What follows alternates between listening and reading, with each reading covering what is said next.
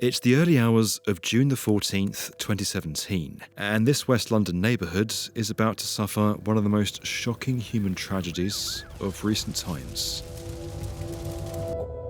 Not long after midnight, a resident of the 24-storey Grenfell Tower in North Kensington is suddenly awoken by a loud beeping sound. A fire has broken out in his kitchen on the 4th floor. He immediately calls the emergency services. Fire brigade.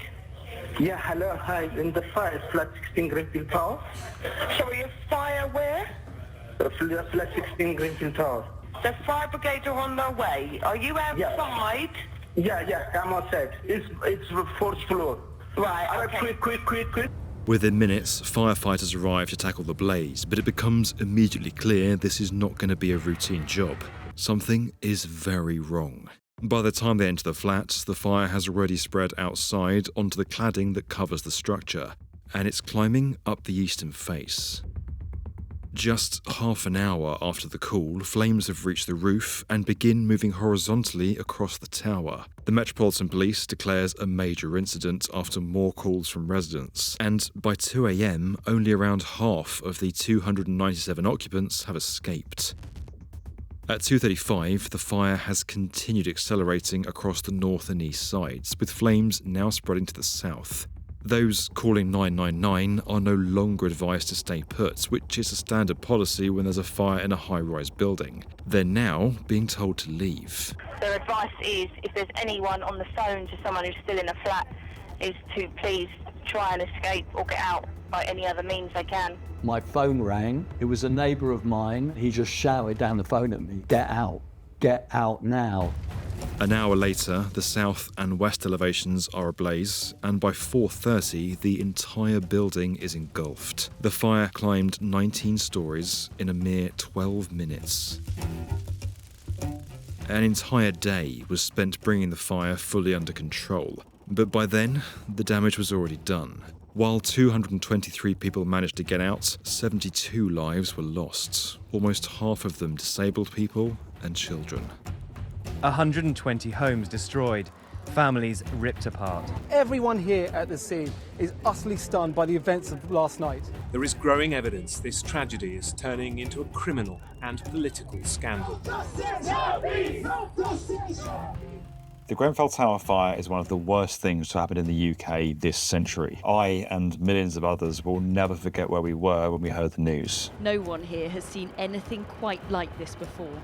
But despite that, it's been easy to lose track of everything that's happened since. It feels like things have got lost in this fog of bureaucracy, inquests and reports, and there's been little in the way of progress. The reality is, for a number of people who live in high-rise buildings, they live in that fear, knowing that if there's a fire, do they have a plan to get out? You said the words, living in a death trap. That's exactly what it feels like. And we lost friends, neighbours and loved ones in the most horrific way through greed, corruption, incompetence and negligence. So I want to find out, what is happening? Why does it feel like not enough action's been taken? And how can it possibly be that people are going to bed tonight in buildings that could kill them?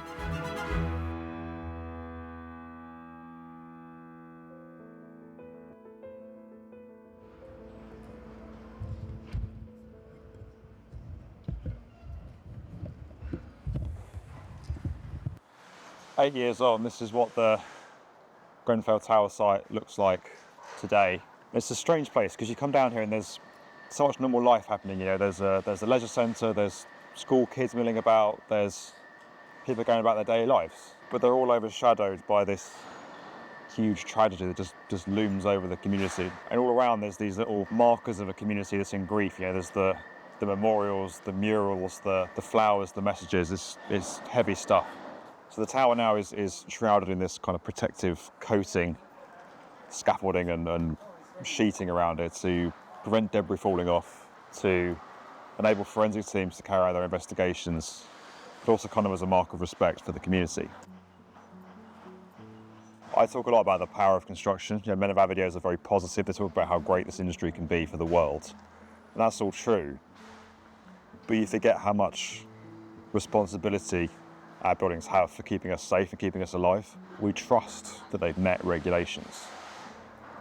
I guess the biggest question I'm left with when I stand here, when I come down to this community, when I see this tower is how?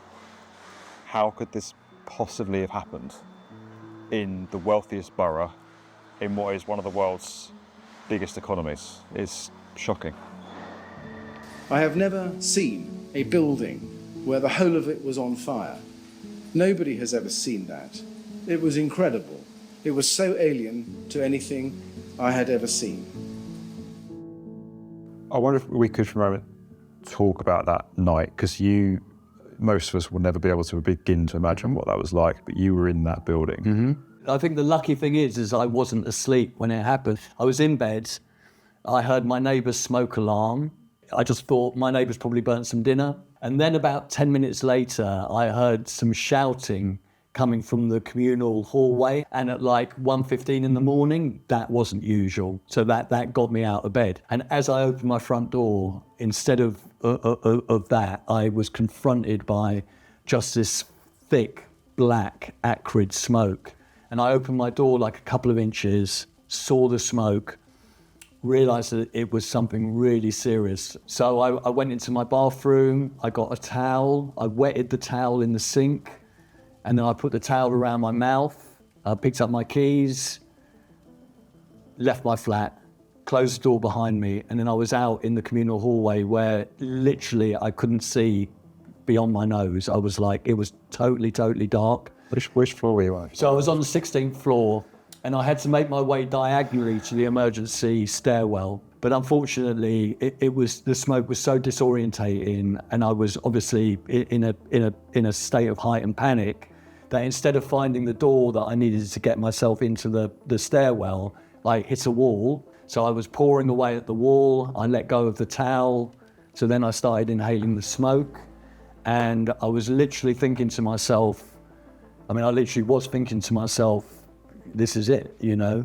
When at that moment, a firefighter who was crawling along the floor, he literally bumped into me, and him and his colleague literally just pulled me out into the stairwell. And then I just ran for my life. I just ran down the stairs and got out, ran out of the building. And as I looked back up at the tower, it was already, the whole of the side I was looking at was already in flames. What did you think? It was horrific. It was, I mean, I was just in like total shock and panic.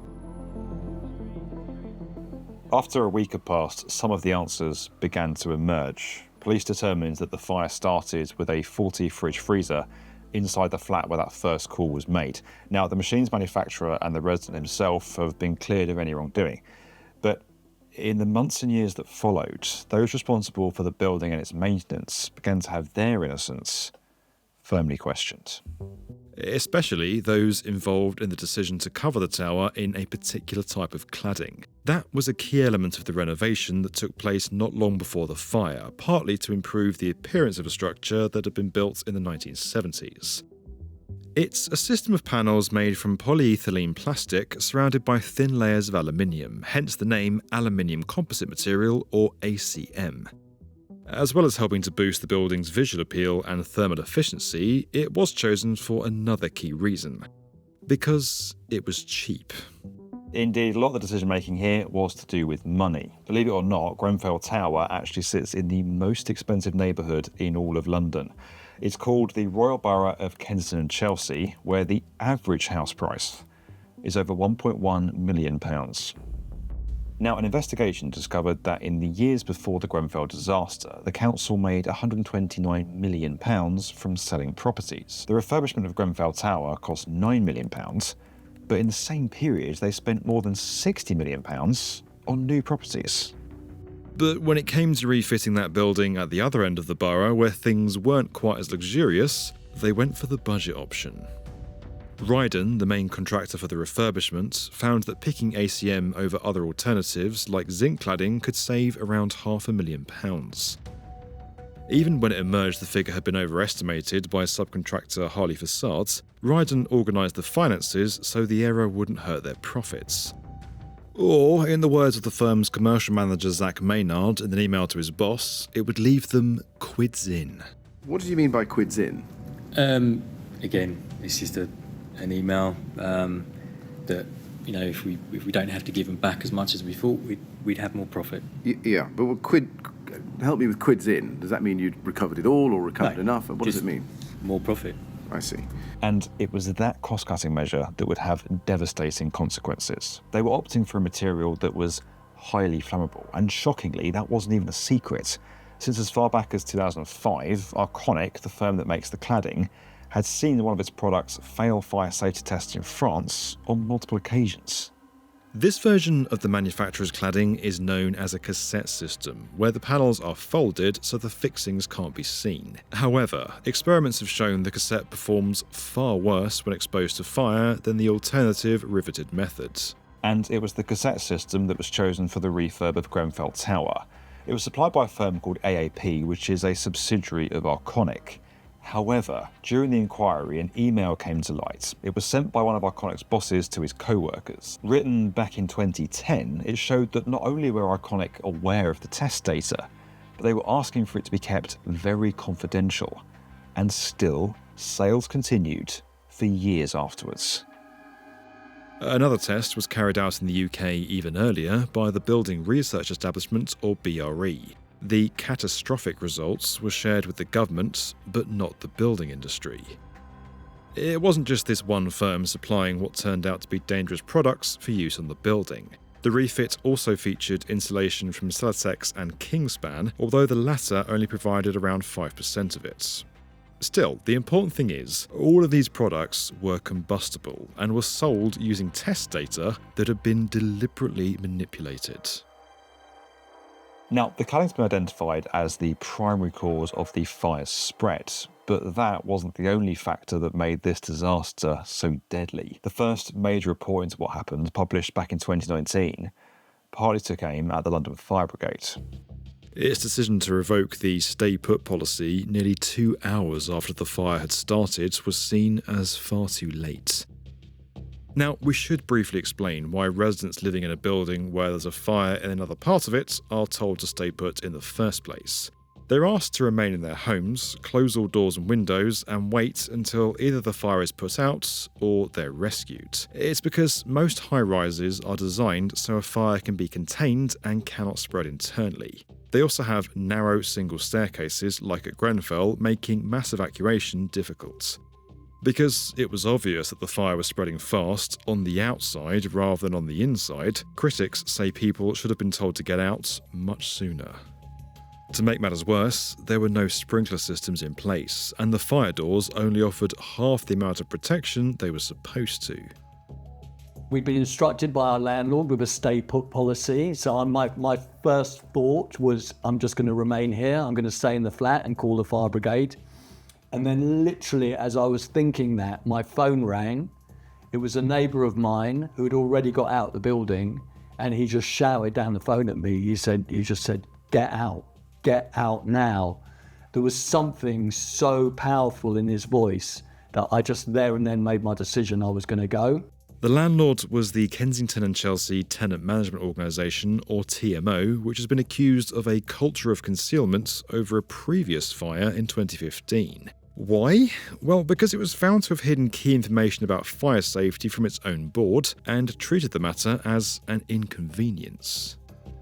But if you think that's where the controversy ends, sadly it represents just the tip of the iceberg. At the conclusion of the inquiry, a huge report was published that finally offered some closure on what led to this catastrophe. Now, that report was largely put together in the building behind me. It ran to 1,700 pages, and it really didn't hold back in its condemnation of various organisations who'd all had some involvement in what transpired on that dreadful night. And those who lived in the tower were badly failed over a number of years and in a number of different ways by those who were responsible for ensuring the safety of the building and its occupants. That list of those responsible that he's referring to was incredibly extensive. It included the British government, the Borough of Kensington and Chelsea, and the Tenant Management Organisation. Those involved in supplying and manufacturing the cladding material were also heavily criticised, including firms involved in the refurb, the contractors and the architects Studio E. They were singled out for taking a casual approach to contractual relations, specifically for not checking that materials met the regulations. These firms were all accused of systematic dishonesty. Celotex was said to have misled its customers and the wider market. Kingspan cynically exploited the industry's lack of detailed knowledge, and Arconic deliberately concealed the true extent of its product's dangers. Then you have the people who certified the use of flammable materials, consultants, the London Fire Brigade. It just goes on and on. Not all of them bear the same degree of responsibility for the eventual disaster, but as our reports show, all contributed to it in one way or another, in most cases through incompetence, but in some cases through dishonesty and greed. We've already covered what the cladding manufacturers and other firms behind the refurb did wrong. But as for what the UK government did wrong, in the eyes of the report's authors, it was more about what it didn't do. From as far back as the 1990s, governments run by both of the UK's two main political parties oversaw decades of failure. 26 years before Grenfell, another tower block, this time in Liverpool, caught fire with flames spreading up the combustible cladding.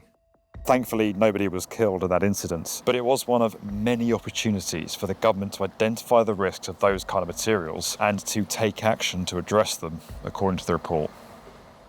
And that wasn't the only warning sign that got ignored prior to the Grenfell disaster. Along with another resident, Ed unearthed some serious problems with the building, but wasn't listened to. These were safety concerns with the building eventually that you were talking about and spotting before the fire? Very much so. Fire extinguishers with condemned written on their sides.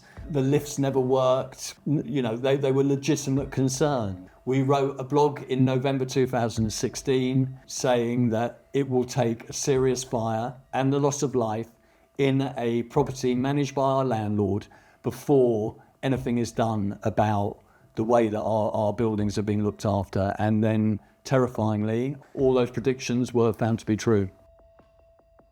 At the time of this video's release, it's been almost a year since the inquiry published its final reports, and 8 long years since the fire itself. But what's actually happened in that time? Surely you'd think there'd be some kind of massive overhaul to prevent something like this from ever happening again. And yes, that has been the case. There have been some big developments. But we're still a very long way from getting this situation fully resolved. Firstly, ACM cladding is now banned on all new high-rise residential building projects in the UK. That's been in effect since late 2018. Then came the Building Safety Act 2022, which gave residents and homeowners more rights, powers and protections. For example, leaseholders living in high-rise buildings no longer have to pay to have unsafe cladding removed. Fresh regulations were introduced to give more clarity on how these structures should be constructed and maintained safely, and 3 new bodies were created to provide oversight of the changes. More recently, in February 2025, the UK government set up what it called tough new reforms to fix the worst issues exposed by the tragedy. They include a new construction regulator to make sure those responsible for building safety are held to account. Crucially, there will now be tougher oversight of the testing, certification, manufacturing and use of products like cladding. And if residents have concerns about where they live, those reforms ensure stronger legal rights to challenge landlords on safety.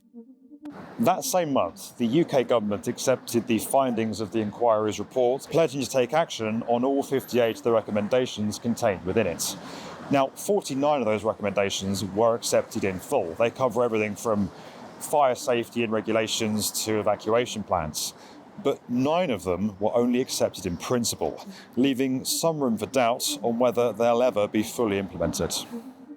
To find out how the UK government is being kept in check on these issues, I spoke to Florence Eshelomi MP. She chairs a committee that scrutinises the work of the department responsible for housing and the response to Grenfell. How in that role are you holding the government to account for implementing the findings of the Grenfell inquiry? Well, one of the things we're going to be doing as a committee is going through the recommendations that the government have now accepted in full, which I think is the right first step. We had in our evidence sessions with some of the survivors from Grenfell, some of the next of kin family members, and on the back of our mini inquiry on that, we're going to be writing formally to the government with some of our initial recommendations. It's obviously been almost 8 years now since the Grenfell fire. There's still people living in dangerous buildings. Why is it all taking so long? The National Audit Office has investigated this and come back and said that the building remediation scheme being carried out by the government is too slow. So we're concerned to hear that pace is not there. Things are still moving quite slow. And it's really, really important that we look at how we can help the government in terms of accelerating this. One of the biggest changes I'd like to see is around making sure, there are forums for residents to raise those valid concerns. Just because they live in social housing, they're not worth less. So what I want to change and what I hope the government will change is that relationship between people living in social housing and their landlords. Do you think the government's doing enough to address this crisis today?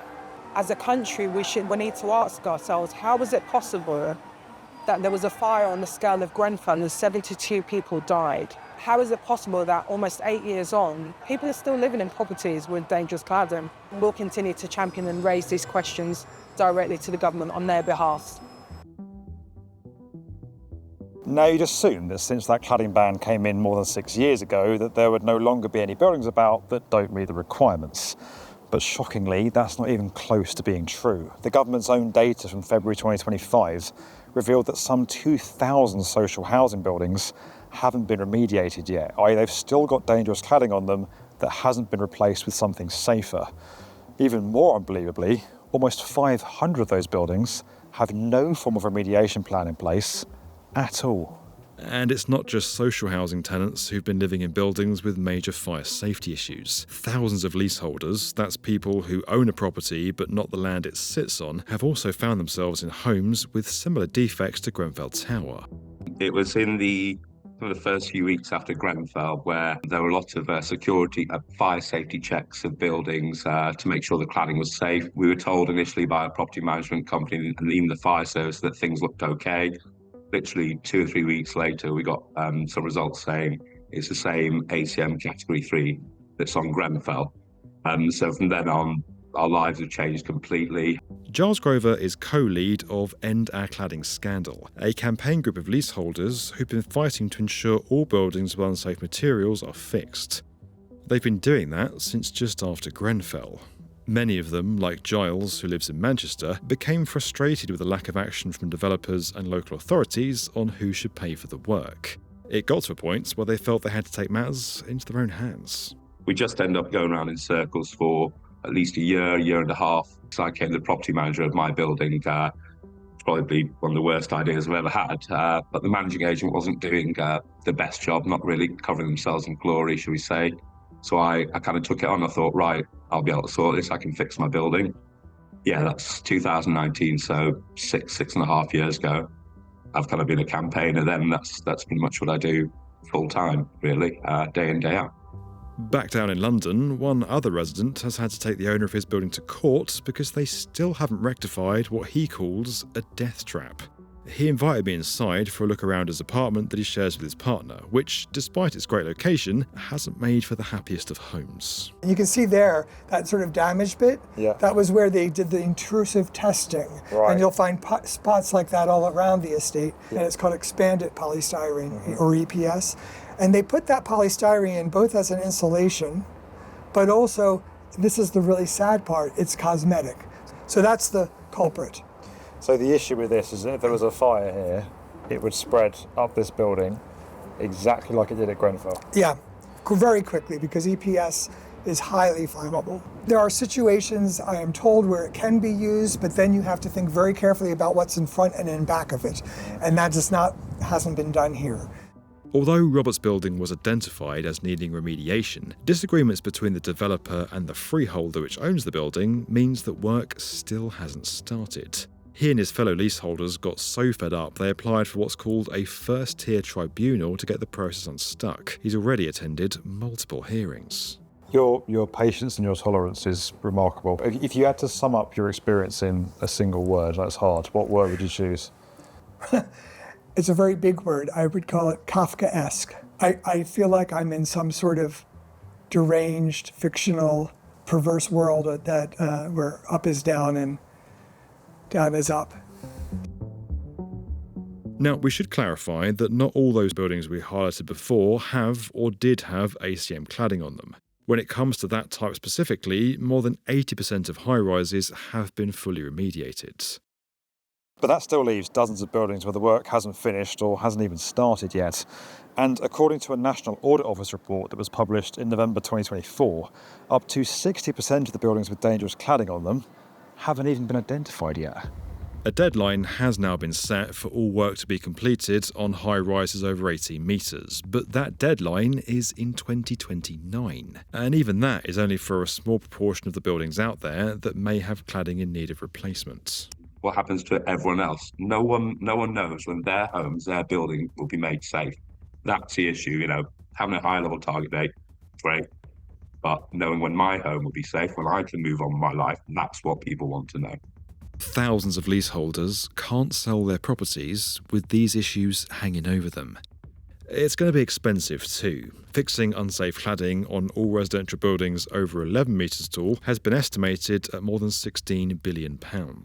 Just over 9 billion of that would need to come from central government, with the rest coming from developers, private owners and social housing providers. Taxpayer funding has been capped at £5.1 billion. Back at Grenfell, many are still left searching for closure. So now we know the sheer magnitude of the failures that led to the Grenfell Tower disaster, and that multiple parties had a role to play in it. What are the consequences?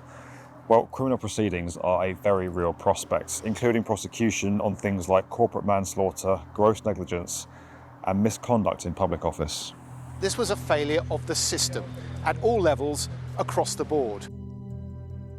The Met Police has been looking into these possible offences since before the final report was published. But we're not going to know the outcome of that process until at least the end of 2026. Sadly, and it sounds like in such a long period of time, it could be 10 years since the tragedy if there were to be criminal proceedings. In the meantime, 7 of the firms who were involved in the tower's refurbishment may face punishment of a different kind. The government's announced these debarment investigations, which could see them banned from working on future public contracts.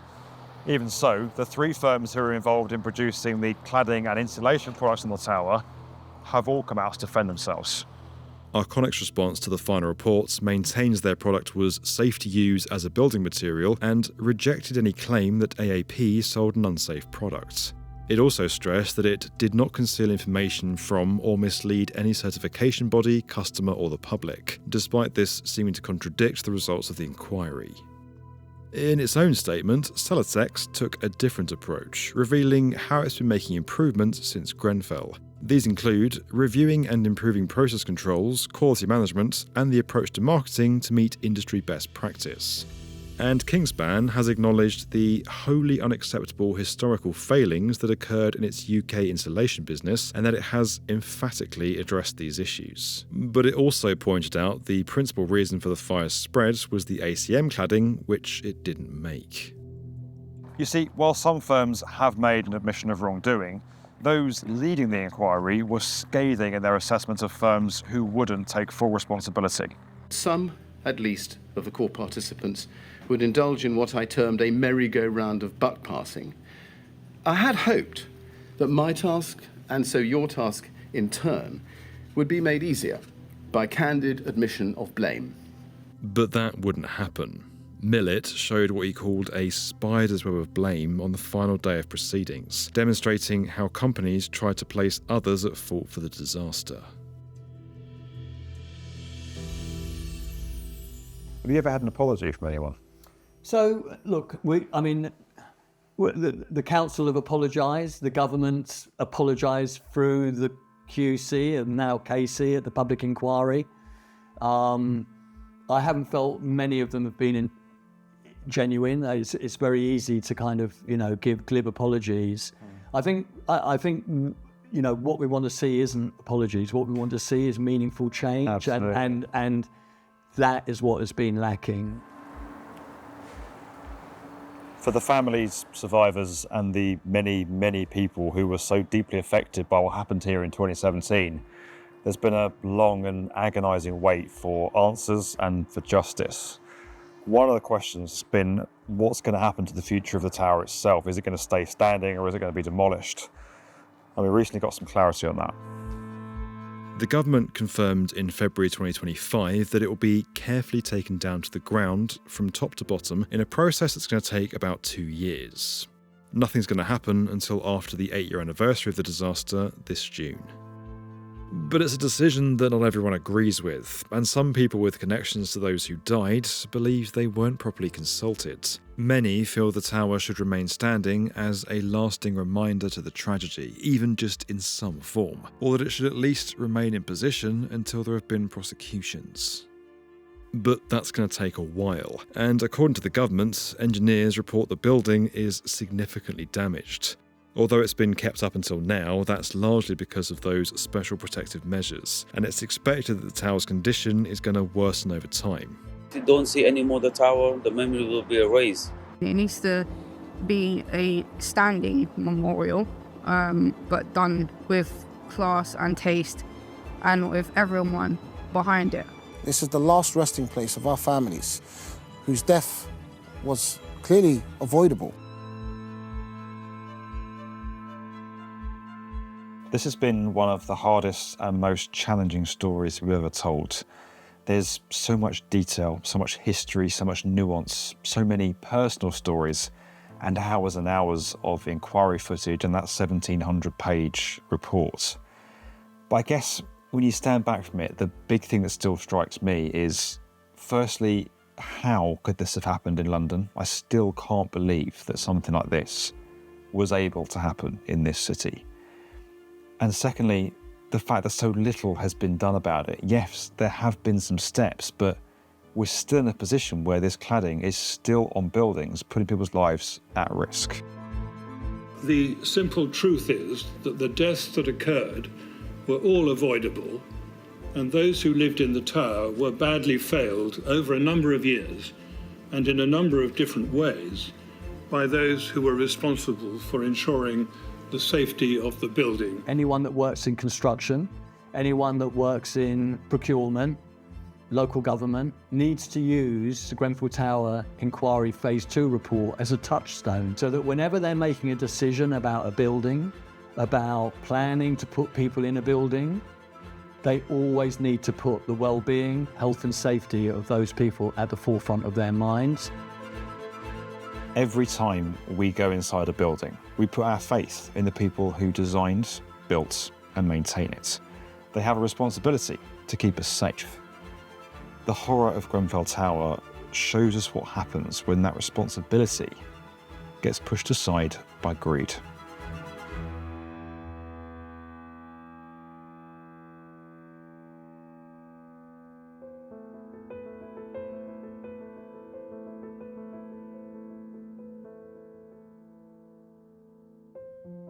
Seen this one?